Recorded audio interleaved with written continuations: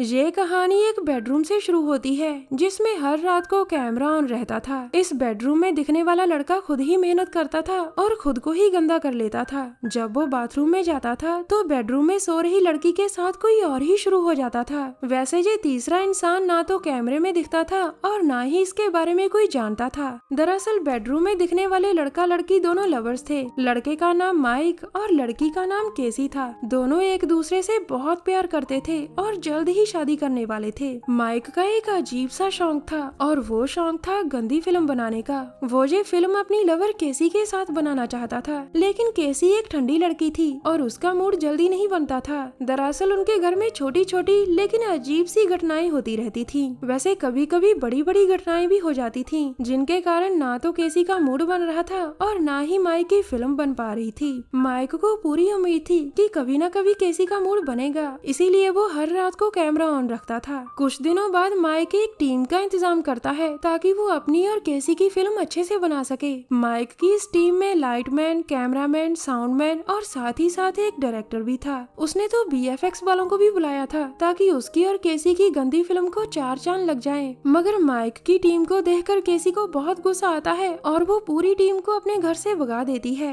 थोड़ी देर बाद रात हो गई थी और आज भी दोनों कैमरा ऑन कर सो जाते हैं। नींद में माइक का तो पूरा मूड बना हुआ था, लेकिन केसी आज भी ठंडी थी। वैसे भी उसे नींद में चलने की बीमारी थी और ये बात उन दोनों को पता थी। अगले दिन सुबह वो दोनों रिकॉर्डिंग चेक करते हैं ताकि उन्हें पता चल सके कि वो नींद में क्या क्या करते हैं। रात होने पर दोनों फिर से कैमरा ऑन करते हैं और आज भी माइक खुद ही मेहनत कर रहा था। देर रात को कोई तीसरा आदमी केसी के पास आता है और उसकी चादर में घुसकर अपना खेल शुरू कर देता है। थोड़ी देर बाद केसी की आहें सुनकर माइक की नींद खुल गई थी और वो चादर में तीसरे बंदे को देखकर बहुत हैरान होता है। वो गुस्से में आकर जैसे ही चादर खींचता है तो तीसरा आदमी गायब हो जाता है। चादर खींचने के कारण केसी भी जाग चुकी थी और माइक उससे कहता है, तुम्हारी चादर में कोई था और वो तुम्हारे साथ मजे ले रहा था। उसकी बात सुनकर केसी कहती है, मुझे लगा कि मैं कोई सपना देख रही हूँ। लेकिन माइक उसे बार बार समझाता है कि तुमने कोई सपना नहीं देखा, बल्कि यहाँ सच में कोई तीसरा बंदा था। उसकी बात सुनकर केसी कहती है कि मैं सपना ही देख रही थी और इस तरह के सपने तो मुझे कई दिनों से आ रहे हैं। अगली रात को माइक और केसी जैसे ही सोते हैं तो इस बार उनके कमरे का दरवाजा खुलता है। अगले दिन वो दोनों रिकॉर्डिंग देखते हैं और उन्हें पता चल जाता है कि उनका दरवाजा किसी ने कई बार खोला था। उन दोनों को लग रहा था कि उनके घर में जरूर कोई शैतान है, लेकिन बाद में वो उसकी तरफ ध्यान नहीं देते। थोड़ी देर बाद केसी जैसे ही नहाकर बाथरूम से बाहर निकलती है तो वो जोर से चिल्लाती है। उसकी चीख सुनकर माइक जल्दी जल्दी उसके पास आता है और केसी उसे बताती है कि मुझे मेरा गुम हुआ इयररिंग मिला है। अचानक तभी उनकी नजर बाथरूम के मिरर पर पड़ती है जिस पर लिखा था, क्या तुम्हें शैतान पसंद है? ये पढ़कर दोनों को यकीन हो गया था कि उनके घर में सचमुच कोई शैतान है और वो किसी को नजर भी नहीं आता। इसके बाद वो दोनों सोचने लगते हैं कि शैतान से कैसे पीछा छुड़ाया जाए। आखिर में माइक केसी से कहता है, हम अपने घर में पार्टी रखेंगे और उसमें बहुत सारी खूबसूरत लड़कियों को बुलाएंगे। मुझे यकीन है कि हमारे घर में जो शैतान है वो पूरा ठरकी है, उसे जरूर कोई ना कोई लड़की पसंद आ जाएगी और वो उसके पीछे लगकर हमारे घर से चला जाएगा। वैसे माइक की योजना अटपटी थी, लेकिन केसी उसे मान लेती है।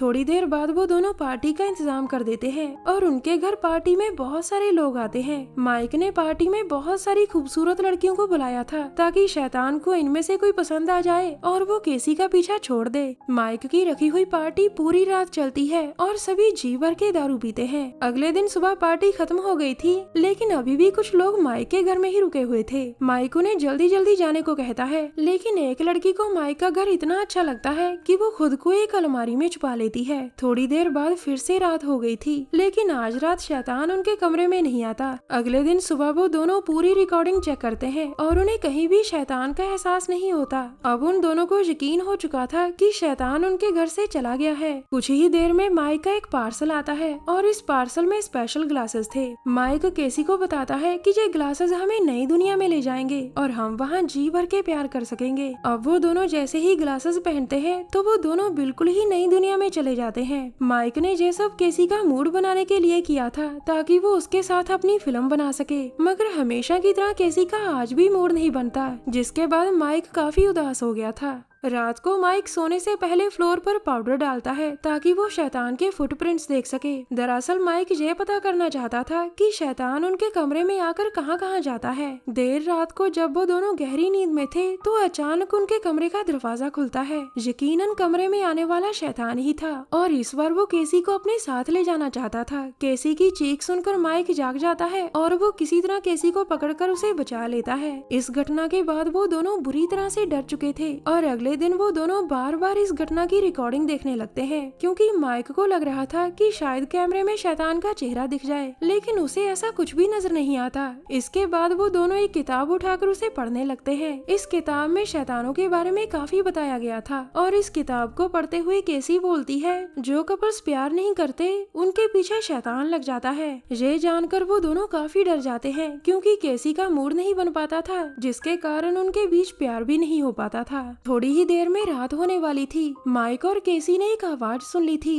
जिस कारण वो दोनों काफी डर गए थे। अचानक उनके सामने उनका दोस्त एडी आता है और ये आवाज उसी के चलने के कारण हुई थी। माइक की पार्टी में एडी भी आया था और वो तब से ही उनके घर में छुपा हुआ था। बातें करता करता एडी अचानक गिर गया था और फिर देखते ही देखते उसकी मौत हो जाती है। माइक और केसी को पूरी उम्मीद थी कि ये काम शैतान का है और डर के मारे वो दोनों प्रे करने लग जाते हैं। इसके बाद माइक फिर से किताब पढ़ने लगता है ताकि उसे पढ़कर वो किसी तरह शैतान से बच सके, मगर उसी समय पता नहीं केसी को क्या हो जाता है कि वो चुपचाप कहीं चली जाती है। अब माइक केसी को ढूंढने लग गया था और काफी ढूंढने के बाद उसे केसी स्टोर में मिलती है। केसी जहाँ बेहोश हुई पड़ी थी। माइक उसे बेहोश देखकर उसे किसी तरह होश में लाता है, जिसके बाद केसी उसे बताती है, मुझे कुछ भी याद नहीं माइक कि मैं जहाँ कैसे पहुँची। उसकी बात सुनकर माइक काफी डर गया था और फिर वो दोनों शैतान से बचने के लिए वहीं स्टोर में प्यार करना शुरू कर देते हैं। माइक को पूरी उम्मीद थी कि शैतान उन्हें प्यार करते हुए जरूर देख रहा होगा और वो उनका प्यार देखकर उनका पीछा छोड़ देगा।